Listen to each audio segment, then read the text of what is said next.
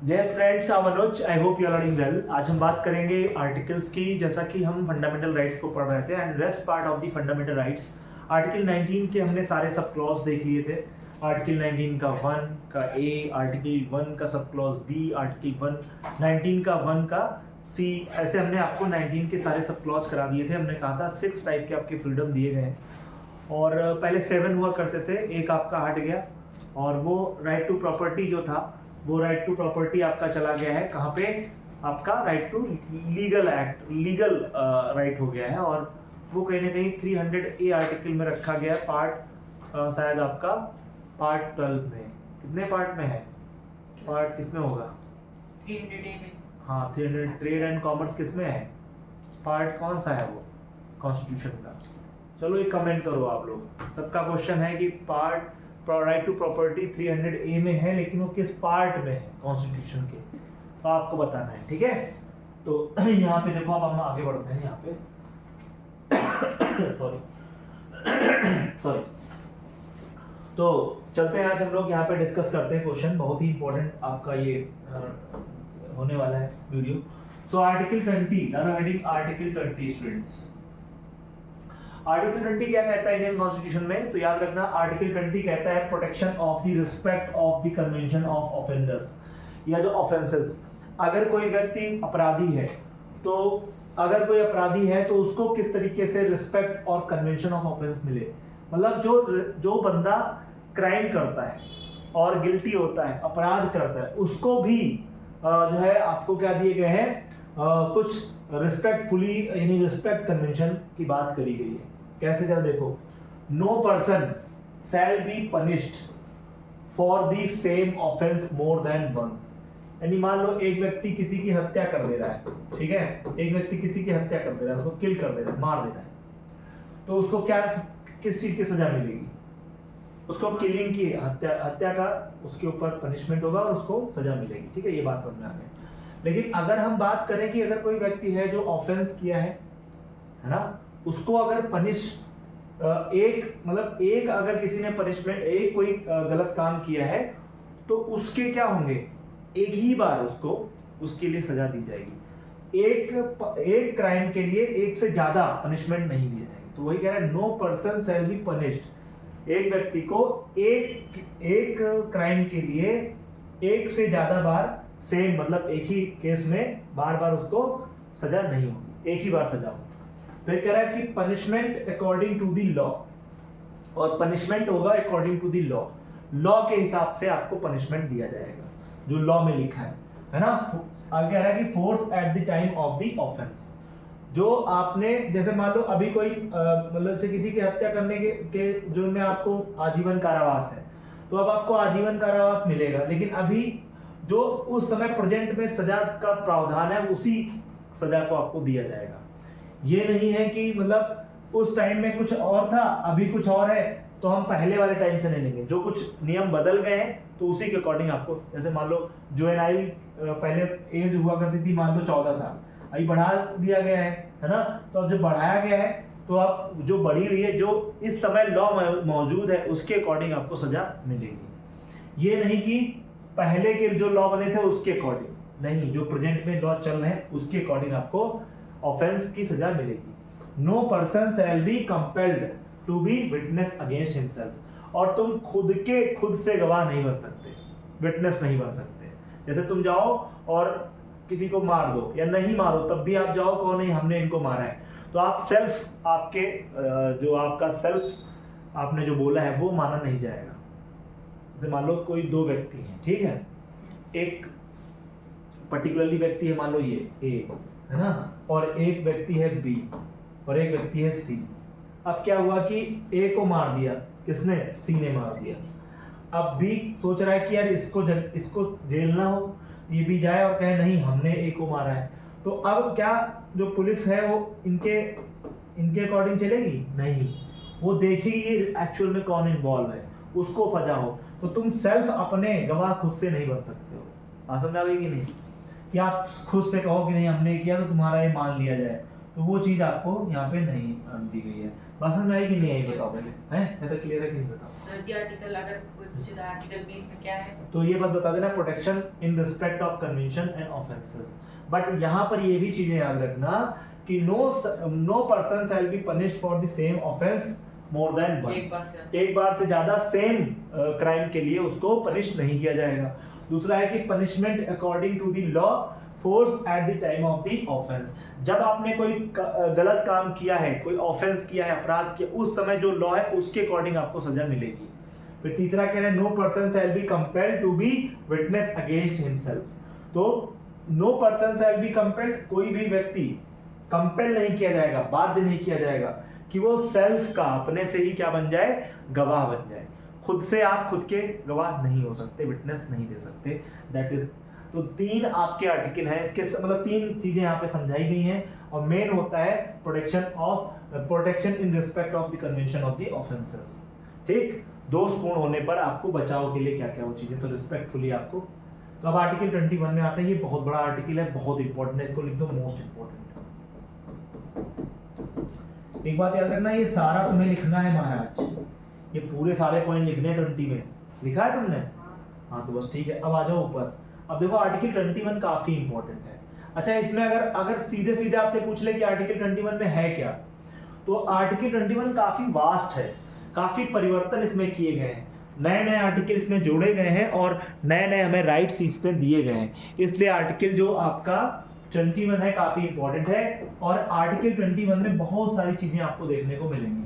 जैसे देखो यहाँ पे लिखा है मेनका गांधी, तो मेनका गांधी केस की बात करी जा रही है। देखो यहाँ पे क्या लिखा है, Maneka Gandhi case, right to travel abroad. जैसे यहाँ पे ना ये जो चीज तुम्हारी लिखी हुई है, देखो दिव्यराज, ये आपका क्या है, right to life and personal liberty का मतलब होता है आपको जीवन जीने का अधिकार है, पर्सनल लिबर्टी आपकी अपने पास है। मतलब पर्सनल लिबर्टी का मतलब क्या, कि हर व्यक्ति को जीवन जीने का अधिकार है और आपकी पर्सनल एक लिबर्टी है जिसको कोई छोड़ेगा नहीं। ठीक, सबका अपना पर्सनल लिबर्टी है और राइट टू लाइफ है। ठीक है, बात समझ आ गई कि नहीं? अब अपन आगे बढ़ते हैं, फिर देखते हैं कि मेनका गांधी एक केस हुआ था। जैसे संविधान में क्या होता है ना, कॉन्स्टिट्यूशन में कभी कोई केस हुआ, किसी ने लिखित तौर पे कोई केस दिया और उसका चीजें हुई, तो वो पर्टिकुलरली उस बंदे के नाम से उस केस का नाम हो जाता है।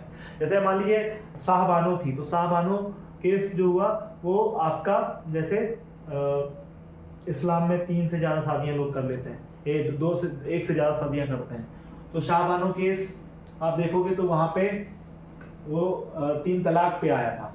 तो 3 तलाक पे मतलब 3 बार बोल देने मात्र से क्या होता था कि तलाक हो जाता था मुस्लिम्स में। तो शाहबानो ने एक केस किया लोगों के खिलाफ, तो वो शाहबानो केस के नाम से जाना, 3 तलाक। ठीक, यहाँ पे क्या है, जैसे मेनका गांधी ने बात करी थी कि right to travel all over the world. देखो अगर आपको मैंने बताया था कि आर्टिकल,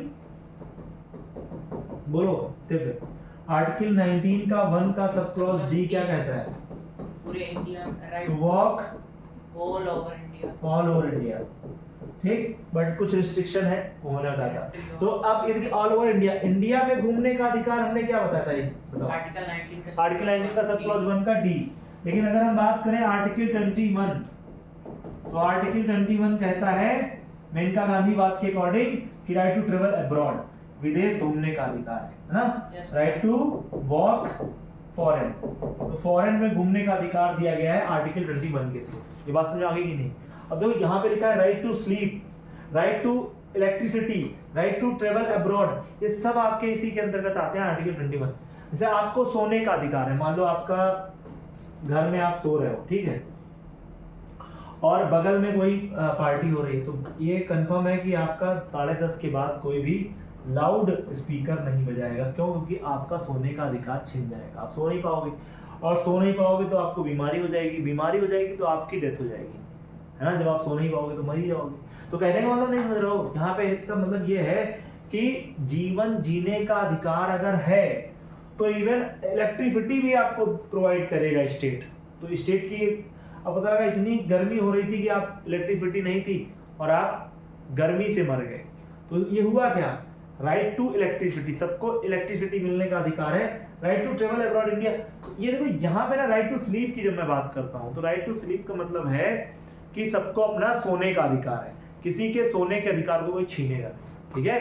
तो लाउड स्पीकर में मतलब आंटी पुलिस बुला लेगी, है ना, पार्टी होगी, सारी रात, ऐसा कुछ नहीं कर सकते, आपको जेल हो जाएगी, क्योंकि किसी का फंडामेंटल राइट हनन हो रहा है ना। ये बात आपको याद रखनी, ठीक है। अब देखो यहाँ पे आर्टिकल 21 को हमने क्या किया फर्दर, इसमें एक केस हुआ और यहाँ पे लिखा नहीं है, मैं आपको बताना चाहता हूँ, उसको समझ लो।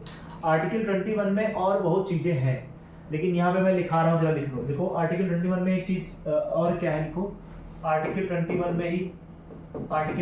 में ही क्या हुआ, एक पुट्टा स्वामी केस आया था 2017 में।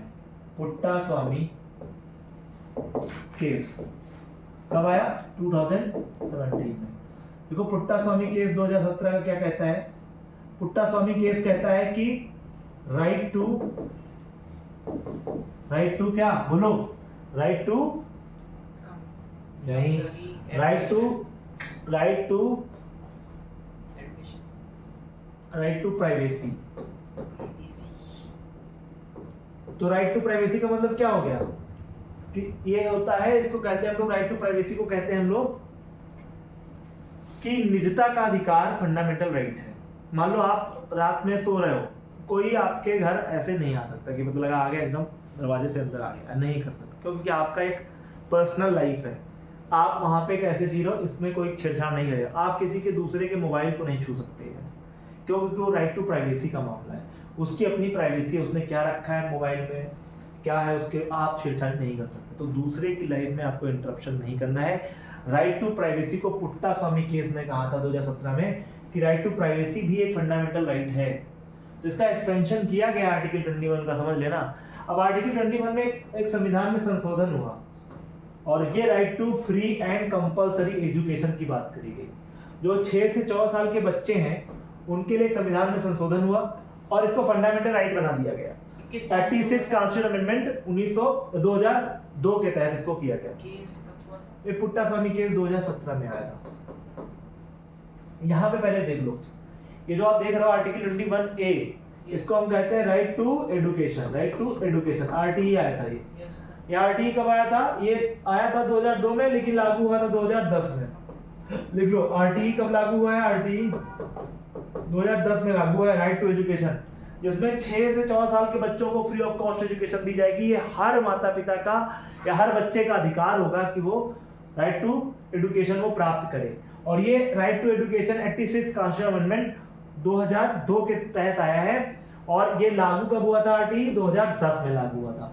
और ये ऑल ओवर इंडिया में 6 से 14 साल के बच्चों को free of cost education government provide करती है और बच्चों को फ्री ऑफ कॉस्ट एजुकेशन मिलती है बिकॉज उनका वो फंडामेंटल राइट है। अब ये बात अगर हम देखें तो 6 से 14 साल के बच्चे की बात हो रही है, लेकिन अगर कोई बच्चा विकलांग है ना, पैर से या कहीं से आंख से कोई दिक्कत है, उसको विकलांग का सर्टिफिकेट उसके पास है, तो ये एज जाती है 6 से लेकर के 18 साल तक। कितनी हो जाती है, 6 से 18 साल तक। तो अगर विकलांग कोई बच्चा है तो उसको फ्री ऑफ कॉस्ट एजुकेशन मिलेगी 6 से 18 साल के बच्चे को, और अगर कोई विकलांग नहीं है, नॉर्मल बच्चा है, तो उसको 6 से 14 साल की एज रखी गई है। तो आपसे एग्जाम पूछ लेगा कि फंडामेंटल राइट्स किस आर्टिकल में आरटीई रखा गया, तो आर्टिकल 21A। और इधर देखो किस संविधान संशोधन के थ्रू, तो 86 कॉन्स्टिट्यूशन अमेंडमेंट के थ्रू। किस सन में, 2002 में ये संशोधन हुआ था, लेकिन ये फाइनली आया कब है, 2010 में लागू है। और इधर देखो 6 से 14 साल के बच्चों की बात कर रहे हैं, लेकिन अगर कोई विकलांग है ना, तो उसकी एज क्या हो जाएगी बोलो, उसकी एज आएगी 6 से 18 साल। ये बात आपको समझनी है, इतना आपको बस याद रखना, जल्दी से कर लो इसको।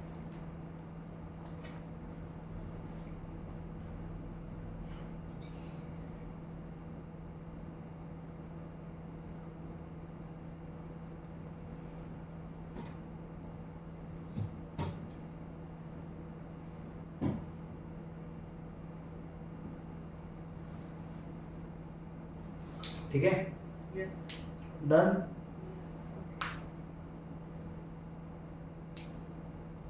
समझ में आई कि नहीं, तुम ये बताओ पहले।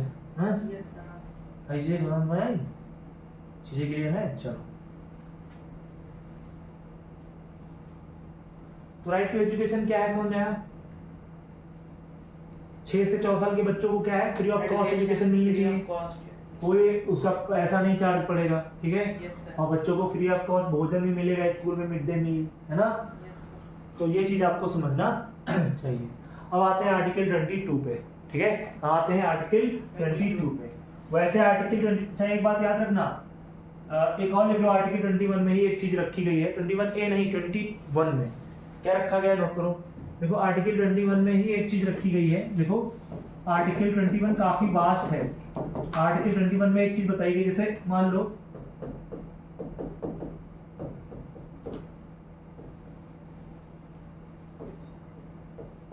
Provide good atmosphere.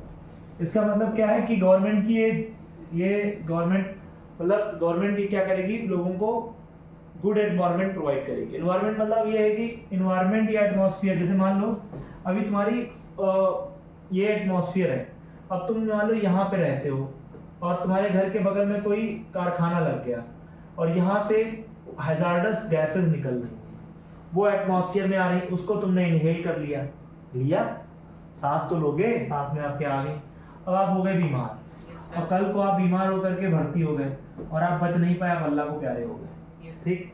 तो अगर आप मर सकते हो तो आपका कौन सा आर्टिकल हनन हो रहा है? 21, क्योंकि आर्टिकल 21 क्या कहता है? राइट टू लाइफ, जीवन जीने का अधिकार है, प्राण दैहिक स्वतंत्रता है आपके पास। तो आपके अगर कोई प्राण छीन रहा है तो आप क्या कर सकते हो? सुप्रीम कोर्ट जा सकते हो। सुप्रीम कोर्ट किसके तहत जाओगे? आर्टिकल 32 के तहत। आर्टिकल 32 के तहत हम हाई कोर्ट में, सुप्रीम कोर्ट में जाते हैं, रिट जारी कर देंगे। और आर्टिकल 226 के तहत हम एससी में जाते हैं, हाई कोर्ट में चले जाते हैं, क्लियर दायर कर देंगे भाई एटमॉस्फेयर में हमारी हैजार्डस गैसेज आ रही, ये कारखाना यहाँ से बंद हो, क्लोज हो, क्योंकि हमें अच्छा वातावरण नहीं मिल रहा है। तो आर्टिकल 21 यही कहता है कि आपका गुड एनवायरनमेंट आपको प्रोवाइड होगा। बात समझ में आ गई कि नहीं? और एक और आर्टिकल 21 में नोट कर लो, आर्टिकल 21 लिखते जाओ, ये सब ये जो मैं लिख रहा हूँ, देखो आर्टिकल 21 को और खोलो जरा। आर्टिकल 21 में एक चीज और बताई गई है, वो ये है कि भैया राइट टू, अगर आप बालिग हो, मान लो 18 साल से अबव हो, है ना, लड़की भी 18 साल से अबव है, तो right to choose a life partner, आपको शादी करने का अधिकार है, मतलब लाइफ पार्टनर चूज करने का अधिकार। तो लाइफ पार्टनर मतलब right to choose a life partner, मतलब शादी करने का अधिकार आपको किस आर्टिकल में मिलता है? आर्टिकल 21 में मिलता है। Right to choose a life partner, right to private, अब देखो कितने हो गए Devraj, right to life, right to privacy, right to privacy Puttaswamy case 2017, है ना, निजता का अधिकार, right to choose a life partner, right to provide a good atmosphere and right to life, that type of things in article 21, ठीक है। और इसी में हमने संशोधन किया 36 कॉन्स्टिट्यूशन अमेंडमेंट 2002 के तहत, जिसके तहत हमने क्या इंक्लूड किया? हमने कहा कि भाई जो बच्चे हैं उनको 6 से 14 साल के बच्चों को फ्री ऑफ कॉस्ट एजुकेशन, लेकिन अगर कोई विकलांग है तो उसको 6 से 18 साल के बच्चे को भी फ्री ऑफ कॉस्ट एजुकेशन हम देंगे। अब आते हैं यहाँ, तो अब आर्टिकल 22 को हम लोग पढ़ेंगे अच्छे से, ठीक है। आर्टिकल 22 को देखो, कह रहा है कि protection against the arrest and detention certain cases. Article 22 है कि अगर आपको कोई अरेस्ट करता है, मान लो पुलिस आपको कोई अरेस्ट करता है, तो आपके पास उसके अगेंस्ट जाकर के अपने प्रोटेक्शन के लिए क्या क्या अधिकार है। जैसे आप, मैं इसको ऐसे समझाता हूँ, भैया अच्छे समझ में आपको आएगा। जैसे मान लो थोड़ी देर के लिए, जैसे मैंने आपको बताया था जब पढ़ाया था हिस्ट्री, तो कहा था कि 13 अप्रैल को एक घटना घटी थी। 13 अप्रैल 1919 को एक घटना, एक इवेंट हुआ था। इस इवेंट को कहते हैं हम लोग जलियांवाला बाग, जलियांवाला बाग मैसेकर, है ना। मैसेकर क्योंकि मास माने बहुत तादाद में, बहुत मात्रा में, और मैसेकर एकड़ का मतलब होता है हत्या, तो मैसेकर का मतलब हो गया जो जलियांवाला बाग हत्याकांड था, ये 13 अप्रैल 1919 को हुआ था। इसमें ये किसके विरोध में हुआ था? क्योंकि गवर्नमेंट ने एक नियम निकाला था, और वो गवर्नमेंट नियम का नाम था, मतलब किसी को भी शक के आधार पर उठा लो, जेल में डाल दो, ठीक। तो उसको हमने कहा था ब्लैक कानून। ब्लैक लॉ कहा था कि नहीं कहा था? Yes, sir. ब्लैक लॉ क्यों कहा कह रहे थे, काला कानून या अंधा कानून क्यों कह रहे थे? क्योंकि अंधा कानून इसलिए कह रहे थे ये अंधा कानून है। तो अंधा कानून इसलिए कहा था क्योंकि अंधा कानून इसलिए था क्योंकि आपको पता है कि अंधा कानून इसलिए था क्योंकि स्टूडेंट ये देख लो, यहाँ पे समझ लो, अंधा कानून इसलिए कहा गया था क्योंकि ब्लैक लॉ इसलिए कहा गया था क्योंकि इसमें 3 प्रोविजन किए गए थे। 3 प्रोविजंस आर देयर। तो कौन कौन से प्रोविजंस थे? पहला, दूसरा एंड थर्ड। तो पहला था क्या बताओ? पहला, दूसरा, पहला था no appeal, no appeal, no वकील, नो दलील। तो नो अपील, नो वकील एंड नो दलील। तो ना तो आप अपील कर सकते हो किसी न्यायालय में जाकर के। अपील का मतलब होता है गुहार लगाना। जैसे आपका मान लो किसी ने फंडामेंटल राइट हनन किया, आप सीधा सुप्रीम कोर्ट, हाई कोर्ट चले जा रहे हो, तो आप सुप्रीम कोर्ट तो जा रहे हो आर्टिकल 32 के तहत, और आप हाई कोर्ट में जा रहे हो आर्टिकल 226 के तहत। तो अब देखो, ना तो अब आप हाई कोर्ट जा सकते हो ना सुप्रीम कोर्ट जा सकते हो, तुम्हें कोई अपील करने का अधिकार नहीं है। और अगर आप, जैसे पहले क्या होता कि जैसे आपको पकड़ा गया तो आप वकील कर सकते हो, लेकिन यहाँ पर कोई वकील भी आपको प्रोवाइड नहीं किया जाएगा। और नो दलील, यानी दलील माने होता है कि आप कोई अपने बचाव में कोई वाक्य भी नहीं कह सकते हो, कोई दलील भी नहीं दे सकते हो। तो नो अपील, नो वकील, नो दलील, इसीलिए इसको ब्लैक कानून कहा गया था कि ना तो हम अपने बचाव में वकील रख पा रहे हैं और ना ही हम अपने बचाव में कोई दलील दे पा रहे हैं और ना ही अपने बचाव में कोई अपील कर पा रहे हैं न्यायालय में। तो इसलिए ब्लैक कानून है। इसी का विरोध करने के लिए, और ये इसी एक्ट को क्या कहते थे उस समय? रॉलेट एक्ट कहते थे, 1919 का। इसी का तो विरोध किया था लोगों ने कि नो अपील, नो वकील, नो दलील। तो यही मैं बात बताना चाह रहा हूं कि भैया नो अपील, नो वकील, नो दलील, यही है हमारा black law. And that was massacre of Jallianwala या जलियांवाला बाग हत्याकांड। तो अब आपको ये पता है कि इसी का जस्ट उल्टा है क्या? Article 22 of the Indian constitution. तो इंडियन कॉन्स्टिट्यूशन का जो आर्टिकल 22 है ना, ये कहता है कि अगर कोई आपको गिरफ्तार करता है तो आपको अपील करने का अधिकार है 80 NSC में, आपको वकील करने का अधिकार है। अगर आप पैसा नहीं दे पाओगे तो लीगल जो आपके ऐड है वो गवर्नमेंट आपको प्रोवाइड करेगी, वकील आपको गवर्नमेंट करके देगी, गवर्नमेंट वकील आप कर सकते हो। और नो दलील, यानी आप अपने यहाँ पे लेकिन उसमें आर्टिकल 22 में आप जब आप गिरफ्तार किया जाएगा तो पहला आप क्वेश्चन ये पूछते हो कि why you arrest me. Police से यही तो पूछते हो, भाई अरेस्ट वारंट कहाँ है, क्यों आपने हमको अरेस्ट किया, कौन सा गुनाह हमने किया, हमको बताइए पहले। इसका मतलब क्या हो गया? आप यहाँ पर तो अपना दलील भी दे सकते हो आर्टिकल 22 में। तो article 22 is just against the article black law ना act, that was Rowlatt act, that was massacre of Jallianwala Bagh हत्याकांड। समझ में आ गया कि नहीं आ गया? तो इस तरीके से आपको समझ में आ गया होगा। अब जरा यहाँ पे आओ और यहाँ पे थोड़ा चीजों को विजुलाइज करो। आर्टिकल 22 कह रहा है protection against the arrest and detention of the certain cases. अगर आपको कोई डिटेन करता है, नजरबंद कर लेता है, अरेस्ट कर लेता है, तो उसके अगेंस्ट में आप क्या सर्टेन केसेस में क्या होगा? तो देखो पहले लिखा है the person must be informed of the grounds of arrest. सबसे पहले उस पर्सन को आपको बताना पड़ेगा कि वो किस बिहाफ पे आपको क्या कर रहा है? अरेस्ट कर रहा है। फिर कह रहा है must to be produced before the magistrate within the 24 hours. आपको वो 24 घंटे से पहले, याद रखना, जब गिरफ्तार किया जाएगा, जो must to be produced before the magistrate, जो मजिस्ट्रेट है, डीएम है, मजिस्ट्रेट है, सॉरी डीएम नहीं, मजिस्ट्रेट मतलब जो आपका जज है, उसके सामने आपको 24 आवर्स के पहले आपको वो पुलिस जो आपको पकड़ेगी उसके सामने प्रत्यक्ष ले जाना पड़ेगा। ठीक? तो जब कोई देखना कोई गिरफ्तारी होगी तो उसको डिस्ट्रिक्ट मजिस्ट्रेट के सामने मजिस्ट्रेट के सामने उसको पेश करता है पुलिस वाला, ठीक है। फिर कह रहा है कि right to consult and defend by the legal petition practitioners, मतलब आपको राइट है कि आपको वकील प्रोवाइड किया जाएगा। आपके पास अगर पैसा नहीं तो वकील करने का भी पैसा आपको दिया जाएगा, या नया गवर्नमेंट वकील आपको दिया जाएगा कि आप क्या कर सको, किसी चीज की अपील कर सको। तो अपील करने, दलील देने और इवन आपके पास जो लीगल असिस्टेंस है, लाइक अगर अपन बात करें वकील, तो वो भी आप कर सकते हैं। और मजिस्ट्रेट के सामने 24 घंटे पहले जिसको फला व्यक्ति जिसको गिरफ्तार किया गया है उसको जो है क्या करना पड़ेगा, जो है उसको प्रस्तुत करना पड़ेगा, दैट इज थिंग, ठीक।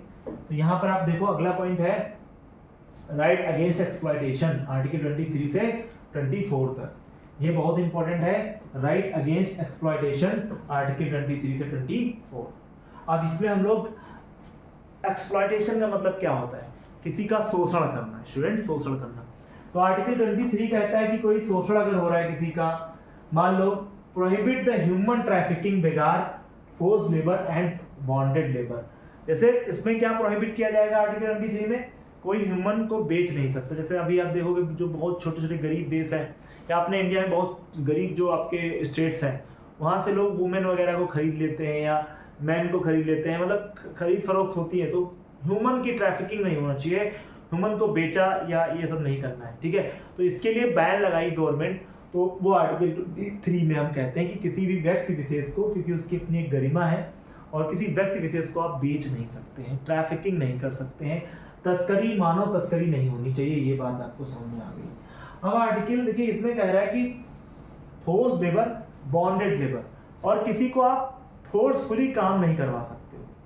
जैसे आपने देखा होगा कभी कभी क्या होता है कि मेहनताना भी नहीं दे रहे हैं, काम भी ले रहे हैं, तो फोर्सफुली आप काम, जितना आप वो काम करेगा उतना आपको पे करना पड़ेगा। तो किसी को बांध करके आप काम नहीं करवा सकते, फोर्स लेबर, बलात् श्रम नहीं कर सकते।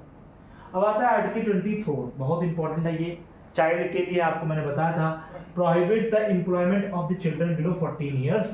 फैक्ट्रीज में, बड़ी बड़ी माइंस में, हजार्डस ऑक्यूपेशंस में आप इनको इन्वॉल्व नहीं कर सकते। 14 साल के छोटे बच्चों को आप बड़े माइंस, फैक्ट्रीज वगैरह, कारखानों में या फिर बड़े बड़े हजार्डस ऑक्यूपेशंस में नहीं इन्वॉल्व कर सकते।